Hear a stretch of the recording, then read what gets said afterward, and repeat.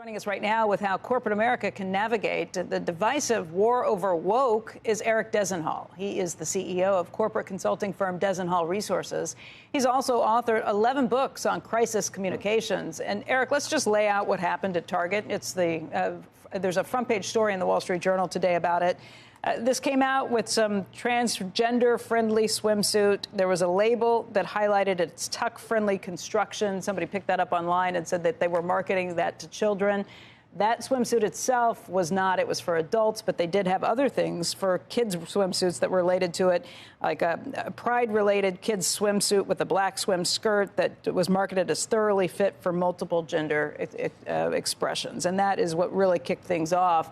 Initially, they kind of doubled down on it. The CEO said that he was going to be standing firm, that this is something they've done for a long time, and they were going to keep with it. But then they changed their mind and said, no, it was a problem for staff, that there were shoppers who were very angry about these things and made those staff members feel unsafe. They've now managed to really inflame things on both sides. They've got Gavin Newsom and others saying that they have backed down and shouldn't have caved. What do you do?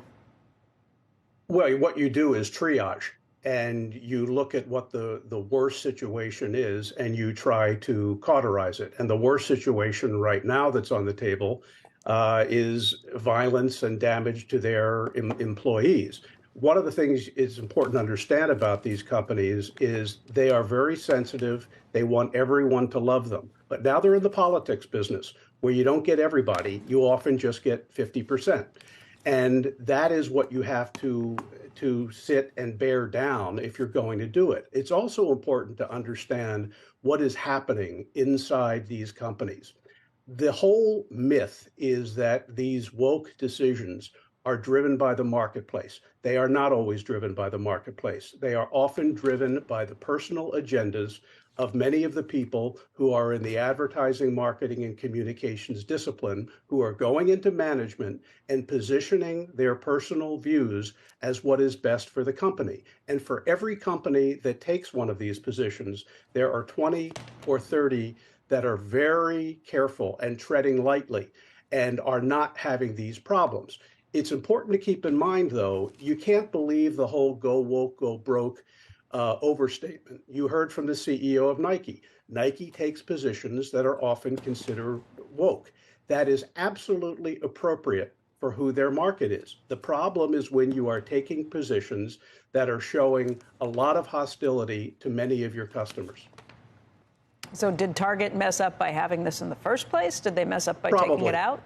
Probably. Look, I mean, it's a gross oversimplification, but you are dealing with consumers, in this case, in the South, who are very concerned about some of these issues being raised. And the issue is often, don't do something that will provoke a large number of your customers. I think with Target, and similarly recently with Anheuser-Busch, you are giving a very aggressive gesture to many of your consumers, and the result is the result. And yes, some people are going to be offended. A lot of people are going to be offended, but it doesn't mean you have to take these positions on the front end that are going to explode like this. This is not happening to every company.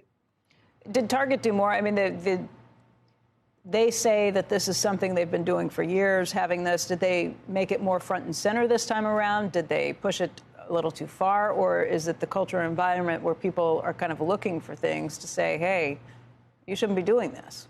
It's both. I mean, you now have a situation where there are people who are looking for points of outrage, and they're finding it. And I think that it is not a comfortable thing for companies to be getting into this business. A friend of mine who is in the gay marketing business was saying all of this that's going on right now is coming from the extreme right. It is not coming just from the extreme right. You have a lot of people who are moderates and even people who are gay activists and feminist activists who are very quietly whispering in the ears of people like me saying, we're having some problems with this, but we're never going to get on TV and talk about it. And no company that has been able to dodge this is going to get on CNBC and tell you why.